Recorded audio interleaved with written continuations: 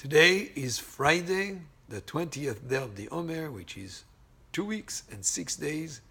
We're in the third week. The whole third week is under the heading of Tiferet, and today it's Yesod, shebatiferet. Tiferet, as we said earlier this week, has to do with combining kindness and discipline. Tiferet is from the word pe'er, which means beauty, glory. It definitely has to do with beauty. It has to do with truth. It has to do with harmony. So that's Tiferet. But today is Yesod shebatiferet. Yesod is foundation or connection. Just like the foundation of a building connects and brings together the building together with the ground, also Yesod is the concept of connection. It indicates also the covenant, a coming together, a connecting. So today, Yesod shebatiferet, today is the connection with Tiferet. If Tiferet is beauty, is connecting with other people through seeing the beauty in them. So Yesod could be connecting with friends, seeing the beauty in them, or people around us to see the beauty and connect with them and find the Tiferet in each one. Find the beauty, because after all, each person was created by Hashem, and as a creation of Hashem, it has definitely great potential and it has beauty. Every person has a purpose, has a mission, so you connect with the positive aspect and you see it in that person. That's Yesod shebatiferet. Also connecting with Hashem, with spirituality, even connecting with oneself from the perspective of the week of Tiferet. Today we think about Yesod, about connecting. Actually, today being the day just before Shabbat, that we're going to be reading Tazria Metzorah in the Torah. The beginning of Tazria speaks about the birth of a child. The parasha has 67 psukim. First 8 psukim about the birth of a child. The remaining 59 psukim are all about the subject of tzarat, of leprosy, that comes because, according to our sages, it's a punishment for the avirah of lashon hara, of speaking evil, of saying negative, derogatory statements about other people. Now, if we speak today about connecting with people, speech is so important.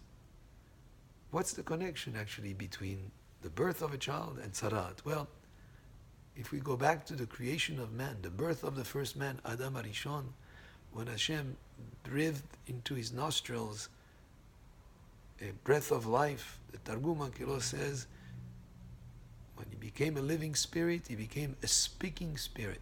So therefore, the power of speech, the ability to speak, to communicate, to share ideas, to express ourselves, is what makes us as humans on a higher level than the rest of creation. We are much higher than objects or plants or the animal life. We're able to express ourselves, we're able to speak, we're able to connect with other people through our speech. And the speech can do so many wonderful things. You can make a compliment to someone and make him feel wonderful. You can teach Torah, you can educate people, you can enlighten people with speech. You can use speech to create realities. You can be creative with speech. There's a lot that can be done. It's a very spiritual, powerful ability that Hashem has granted us. Unfortunately, when that ability is used in a negative sense, when you speak badly about other people, when you gossip, when you make derogatory statements, that power of speech can be very, very destructive. And therefore, the beginning of the parasha starts with the birth of a child. And a person, how can you define a person?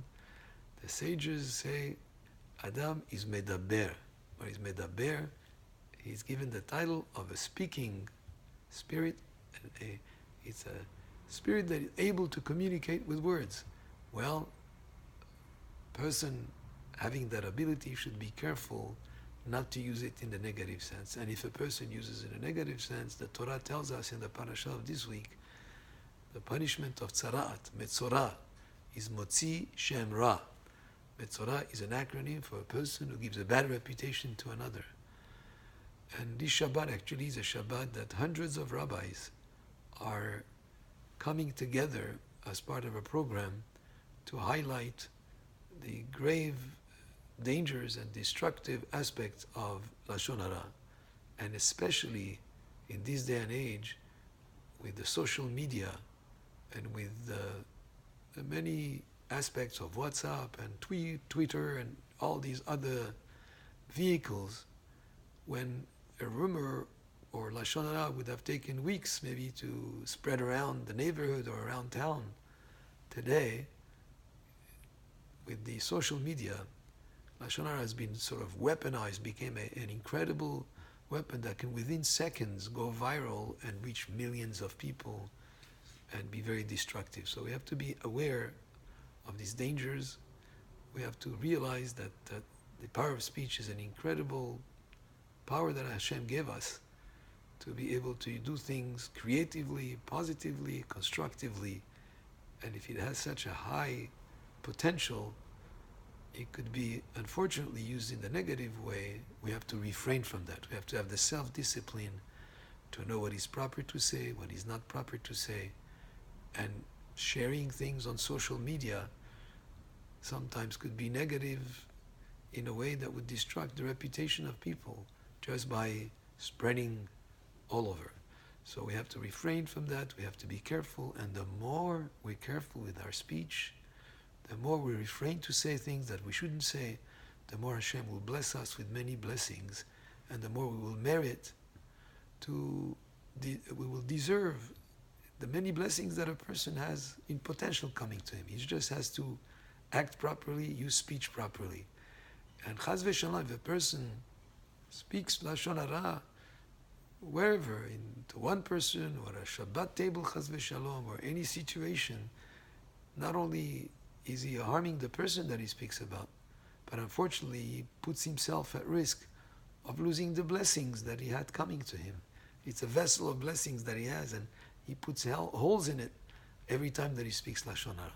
So may we merit Be'ezat Hashem to always use our power of speech positively, in Kedusha, in Tahara, that it should be used for Torah learning, for prayer, for giving compliments, for teaching people, for using it in every way possible that is positive, and to use it in a way that we're meant to use it, as a person that was created in the image of God, to do chasadim, to do good, and to continue to grow spiritually, especially in this period of the Omer, as we go step by step towards receiving the Torah on the holy day of Shavuot. Shabbat Shalom, and Baruch Adonai Le'olam. Amen ve'amen.